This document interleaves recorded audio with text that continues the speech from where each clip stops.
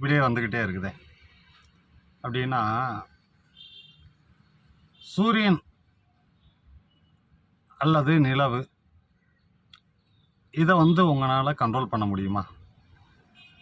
சூரியனுடைய செயல்களையும் சந்திரனுடைய செயல்களையும் உங்களால் கட்டுப்படுத்த முடியுமா? அதே மாதிரி பார்த்தீங்கன்னா மழை வருது, மழையை உங்களால் கட்டுப்படுத்த முடியுமா?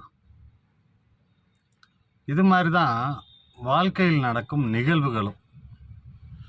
உங்களுக்கு வாழ்க்கையில் இது இப்படித்தான் அப்படின்னு இருக்கிறது நீங்கள் என்ன பண்ணாலும் சரி, அதில் மாற்றம் கொண்டு வரவே முடியாது.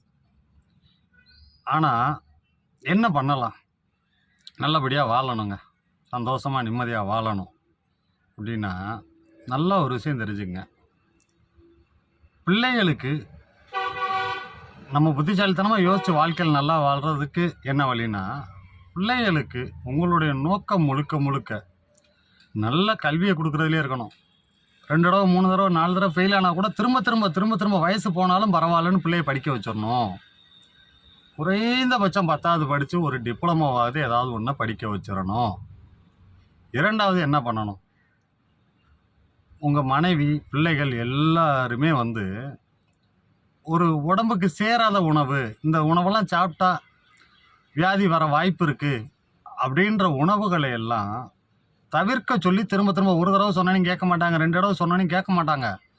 1000 தடவை 1,00,000 தடவை ஆனாலும் குடும்பத் தலைவன் மீண்டும் மீண்டும் இதெல்லாம் உடம்புக்கு கெடுதி அப்படின்னு சொல்லி உடம்புக்கு தீமையான உணவு பழக்க வழக்கங்களை தவிர்த்து ஆரோக்கியமாக வாழ்கிறதுக்கு, ஆஸ்பத்திரி ஆஸ்பத்திரி செலவு இல்லைனாலே கம்ஃபோர்ட்டாக வாழலாங்க.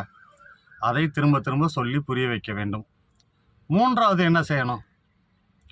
நீங்கள் ஒவ்வொரு மனிதனுடைய வாழ்க்கை அனுபவம் தான். அனுபவம் எல்லாருக்கும் அந்தந்த வயசில் வர்ற அனுபவங்கள், எது சரி எது தவறுன்னு நீங்கள் பெற்றவங்க அதாவது தகப்பன் கற்றுக்கிட்டது வெளியில், தாயை விட தகப்பன் வெளியில் அதிகமாக போயிட்டு வர்றது, கற்றுக்கிட்ட விஷயங்களை பிள்ளைகளுக்கு இது நல்லதுப்பா இது கெட்டதுப்பான்னு சொல்லி சொல்லி சொன்னோன்னே மண்டையில் ஏறிடாது பிள்ளைகளுக்கு.